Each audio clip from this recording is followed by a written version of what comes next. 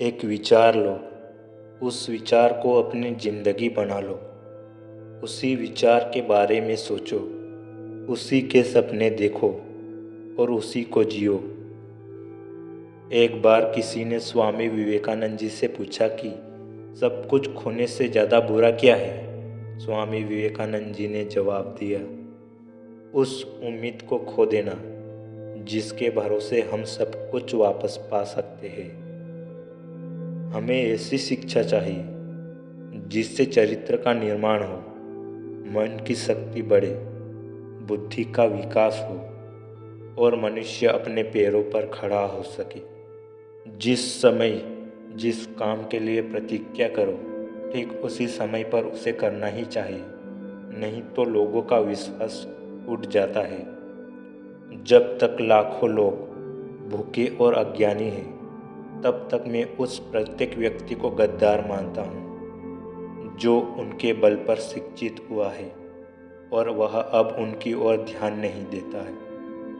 एक मूर्ख जीनियस बन सकता है यदि वह समझता है कि वह मूर्ख है, लेकिन एक जीनियस मूर्ख बन सकता है यदि वह समझता है कि वह जीनियस है।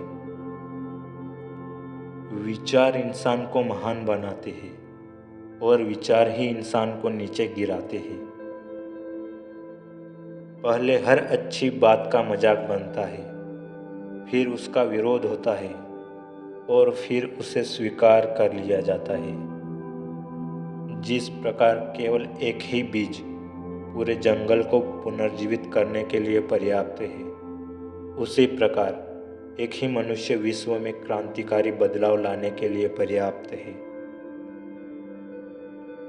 अपनों में बहुत सी कमियों के बाद भी हम अपनों से प्रेम करते हैं, तो दूसरों में जरा सी कमी होने से हम उनसे कैसे घृणा कर सकते हैं?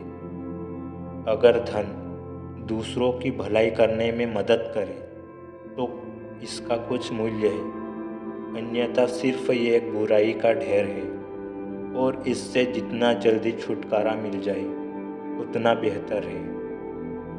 युवा वही होता है जिसके हाथों में शक्ति, पैरों में गति, हृदय में ऊर्जा और आँखों में सपने होते हैं।